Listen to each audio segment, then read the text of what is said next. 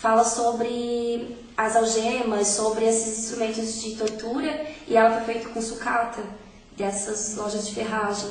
A gente deixou exposto a maresia e ao sereno para ela ficar bem enferrujada mesmo, representar as armaduras, né? Também para prender o escravo. Dá pra ver que a roupa toda ela é justa, assim. Ela é toda presa ao corpo. Toda presa ao corpo, assim, falando como os escravos eram presos também. E o couro, nós procuramos e também nós procuramos o couro mais surrado e cortado também, com marcas, com pedaços de couro mesmo, para representar a pele do escravo, que era maltratada e surrada também. E também esse corpete, ele foi todo feito preso ao corpo até atrás, dá pra ver certinho que ele é espartilhado para falar sobre a imobilidade, tanto social do escravo, quanto a imobilidade física, que muitas vezes eles eram presos e também não tinham condições nenhuma de mudar a sua condição, tanto dessas mães e desses filhos. E aí a saia? Já a saia veio como a parte lúdica, que é a história da Bayomi. Das amarrações. Isso, as amarrações e, como a gente usou o termo, que é tapar o sol com a peneira, que é um tecido todo pesado, amarrado, que seria para proteger, só que não protege, porque ele tem aberturas, ele não é completamente fechado. Na verdade, o tecido vinha tampando a pele machucada, que seria o couro atrás. Para a criança, para tirar a criança mesmo da crueldade.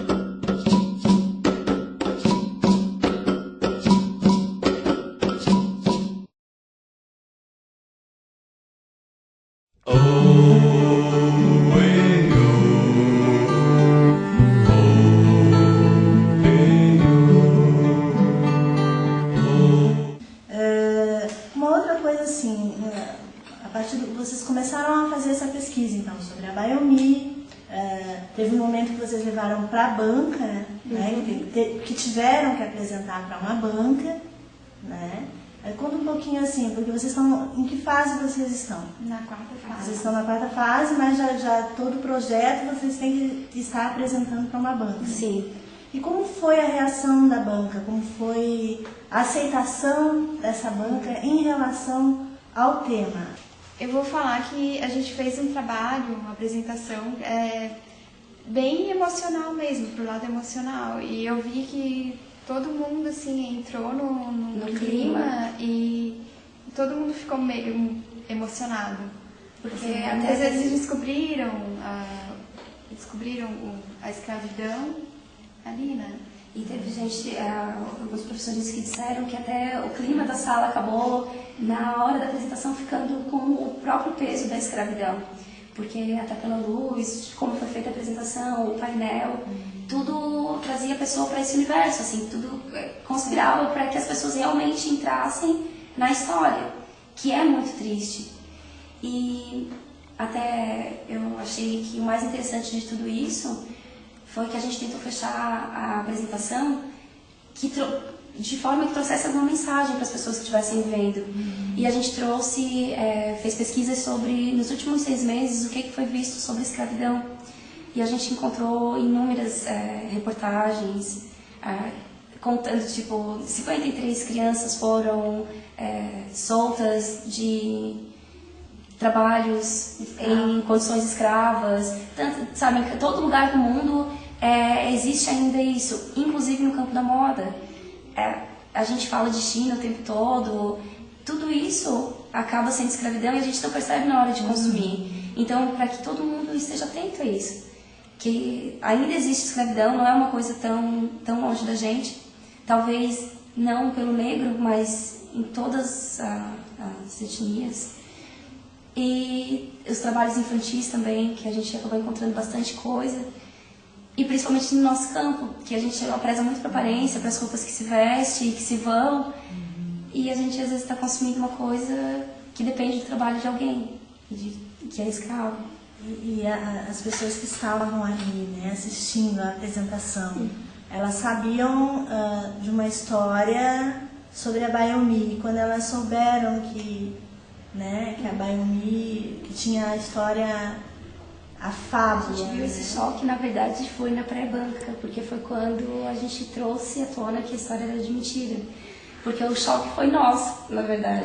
Porque a gente já tinha toda a proposta montada e, de repente, nós vimos que não era bem aquilo, que aquilo ali era uma história falsa, né? Isso foi 2 dias antes da nossa pré-banca, que era quando a gente ia ter o projeto aceito ou não. E que a gente descobriu que a história era mentira.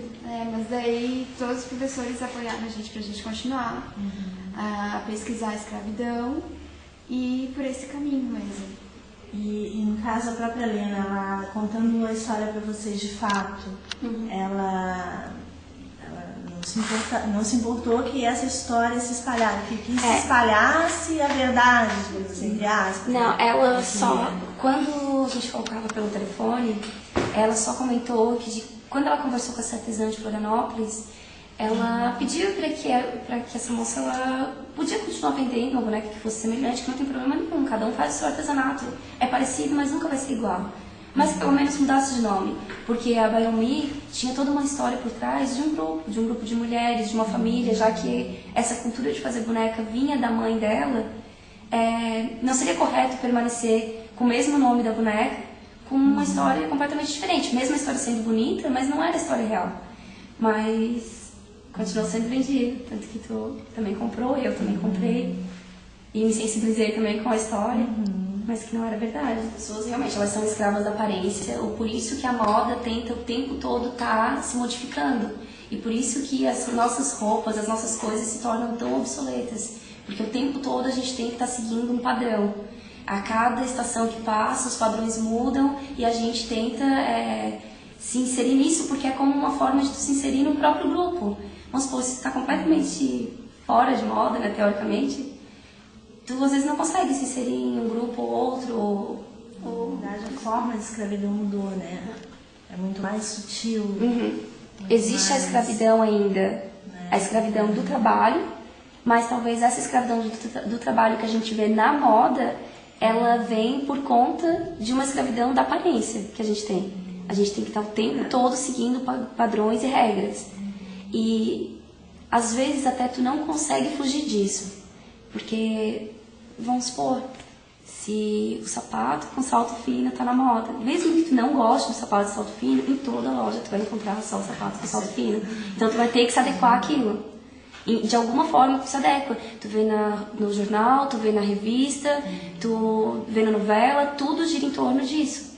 Então tu acaba tendo aquilo como real. É um mundo imaginário, mas que ele força a gente ver ele como real. Em trabalhos que a gente vive em sala de aula, se tu pega revistas femininas, por exemplo, a mulher hoje em dia ela tem que ser magra, ela tem que se vestir bem, ela tem que ser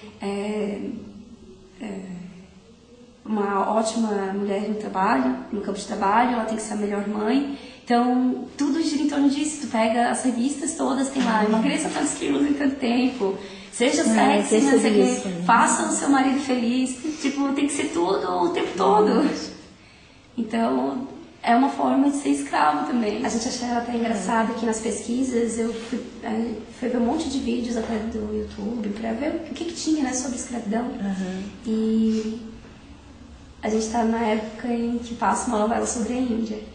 E que é uma novela que mostra um lado bonito, um lado das joias, dos sares e das mulheres bem maquiadas. E a gente começou a ver os trabalhos infantis e como que é a realidade, como que é a pobreza, de ficar chocada, assim, que não imaginava que tudo isso existisse.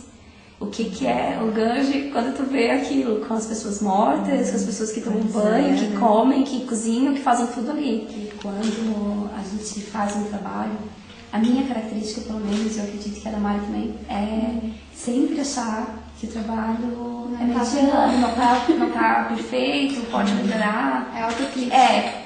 Não sei se é nosso, ou se a maioria das pessoas são assim. Mas aí a gente, no final do trabalho, viu que os professores vieram conversar com a gente, fala pra expor que realmente valia a pena, que era um trabalho que devia ser difundido. Então, assim, poxa, não é tão comum assim. Teoricamente, eles não teriam nenhuma obrigação de vir falar e apoiar para ser exposto. Está exposto na UDESC, aqui da Avenida Madre Benvenuta, no NEAB, que é o Núcleo de Estudos Afro-Brasileiros. Vai estar exposto no antigo prédio da FAED, no Festival de Inverno.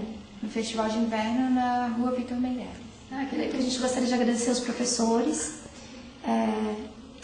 Não sei se... Ao corpo docente. Ao corpo docente, aos professores que estavam na banca, os que apoiaram, principalmente porque senão isso não estaria acontecendo. A coordenação de moda também, que cedeu o local. O local, a Ecléia, que é a nossa coordenadora. E a Tereza Rebelo, a Dulce Holanda e a Daniela. Isso. Que são nossas 3 professoras, a nossa de tecnologia têxtil, nossa professora de criatividade, que é a Tereza. A Dulce, que está sempre acompanhando, sempre dando dicas, que sempre valem muito. E também a Liviane Carvalho, que falou pra gente continuar com a ideia de abaiomi e escravidão. Quando a gente pensou em parar, de que não ia dar certo, porque a história não era de verdade, e ela falou, não, continua aqui, daí vai sair alguma coisa legal. Mesmo não sendo de verdade, ela tem toda uma... Ela traz uma história. E também a estrutura física que proporciona a gente a poder montar o trabalho, que disso a gente não pode reclamar da UDESC, que sempre tentando ajudar, sempre abrindo espaço pra gente fazer as coisas aqui. E o pessoal do NEAB também. Que foi super receptivo, a gente não imaginou que fosse tão. Muito obrigada ao programa Shell NEAB pelo apoio para que esse trabalho fosse divulgado. Que às vezes fica só aqui dentro da faculdade e a gente não tem como mostrar.